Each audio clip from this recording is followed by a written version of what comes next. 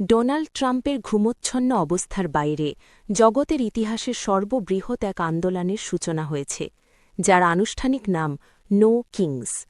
আগামী শনিবার পুরো আমেরিকায় একসাথে এই নীরব প্রতিবাদ অনুষ্ঠিত হবে। সাধারণ মানুষ অত্যন্ত দৃঢ়তার সঙ্গে জানিয়েছে যে দেশের বিভিন্ন শহর ও নগরে ৩,০০০-এর বেশি আলাদা ভেহিকল পয়েন্টে লাখ লাখ মানুষ একই দিনে বাড়ি থেকে বের হয়ে রাস্তায় নেমে আসবে এবং তাদের অধিকার ও দাবির কথা সরাসরি বর্তমান প্রফেশনালদের সামনে জানাবে।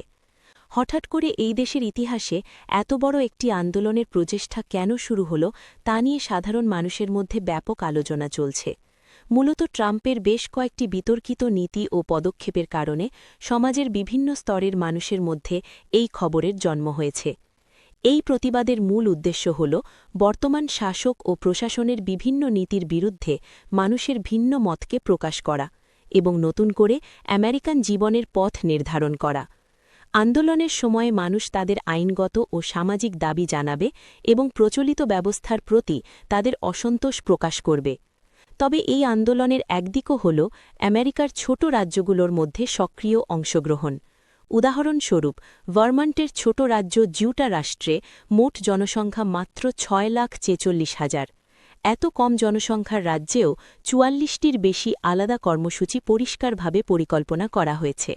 ছোট জনসংখ্যার অনুপাতে এই আন্দোলনের বার্তা স্পষ্টভাবে প্রমাণ করে যে নো কিংস নামের এই আন্দোলন এবার প্রথমবারের মতো বিশাল আকারে শুরু হচ্ছে। এর পেছনে গত কয়েক বছরের একটি শক্তিশালী ধারাবাহিক ইতিহাস রয়েছে। এর আগে ২০২৫ সালের জুন ও অক্টোবর মাসে একই ধরনের দুটি বৃহৎ আন্দোলন অনুষ্ঠিত হয়েছিল। আগের দুইবারের সব রেকর্ড ভেঙে এবার আরও অনেক বেশি মানুষ এই আন্দোলনে অংশগ্রহণ করবে। আমেরিকার সাধারণ মানুষ তাদের অধিকার রক্ষায় এবং নিপীড়নের বিরুদ্ধে নিজের দাবি জানানোর জন্য এবার পথে নেমেছে। ৩,০০০-এর বেশি কর্মসূচি সহ এই বিশাল আয়োজনে আমেরিকার বিভিন্ন রাজ্য এক বিরাট আন্দোলনের সাক্ষী হতে যাচ্ছে।